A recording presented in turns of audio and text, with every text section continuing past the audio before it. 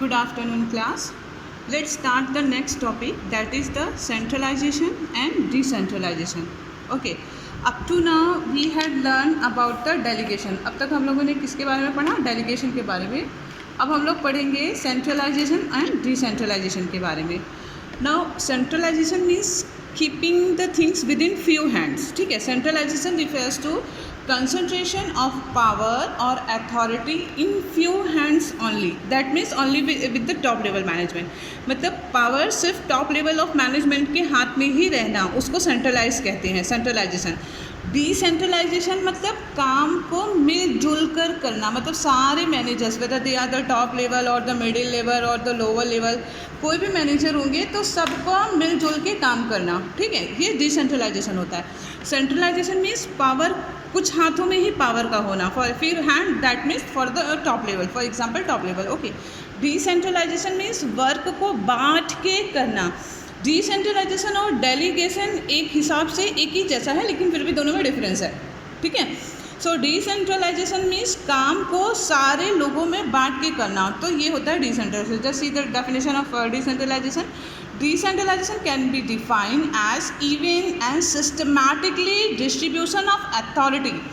Just see, systematically distribution of authority. Centralization में क्या था?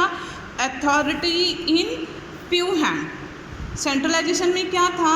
Authority in few hand. पर decentralization में क्या है? Decentralization में है it is distribution of the authority.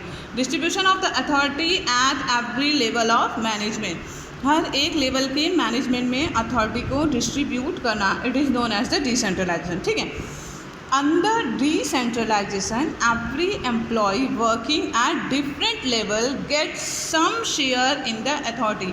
जितने लेवल के मैनेजर होते, जैसे टॉप लेवल के मैनेजर के बाद आता है मिडिल लेवल का मैनेजर, उसके बाद आता है लोअर लेवल का मैनेजर, सबको कुछ ना कुछ तो अथॉरिटी मिल ही जाती है. किसमें? डिसेंट्रलाइजेशन में. क्योंकि डिसेंट्रलाइजेशन में अथॉरिटी को क्या करते हैं? डिस्ट्रीब्यूट करते हैं. लेकिन सेंट्रलाइजेशन में अथॉरिटी पूरी किसके हाथ में रहती है? टॉप लेवल ऑफ मैनेजमेंट के हाथ में रहती है. लेकिन डिसेंट्रलाइजेशन में क्या होती है? डिस्ट्रीब्यूट होती है. इसलिए ये थोड़ा थोड़ा सबको मिल जाता है ना. Different level get some share in the authority. जैसे top level management, lower manager, मतलब मिडिल लेवल और लोअर लेवल, सबको थोड़ा थोड़ा इसमें मिल जाता है. Now about the decentralisation. Centralisation का सिर्फ एक ही मार्क का क्वेश्चन आता है, एक्सप्लेन सेंट्रलाइजेशन.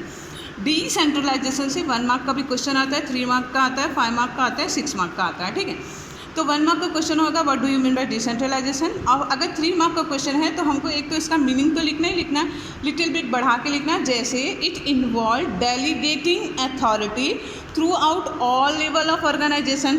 है ना. ये क्या करता है? डिसेंट्रलाइजेशन डेलीगेट करता है. क्या डेलीगेट करता है? अथॉरिटी को डेलीगेट करता है. किसको डेलीगेट करता है?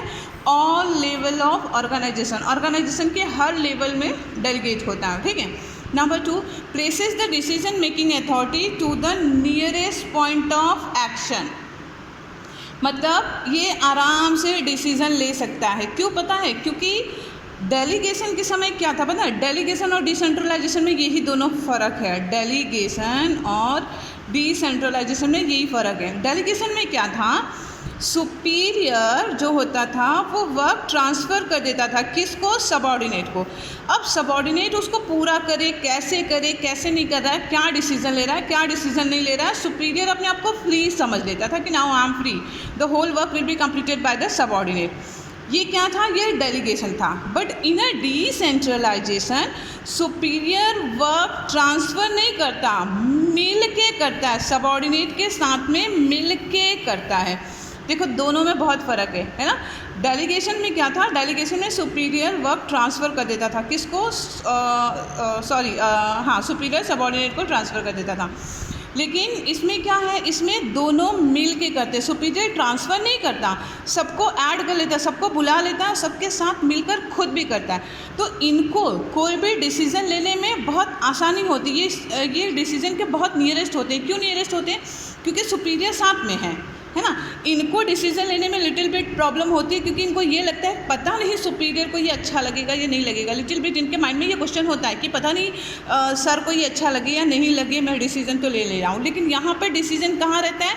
नियरेस्ट रहता है. क्यों रहता है? क्योंकि superior is also with them. है ना, सुपीरियर साथ में रहता है, ठीक है. So that's why places the decision making authority to the nearest point of action.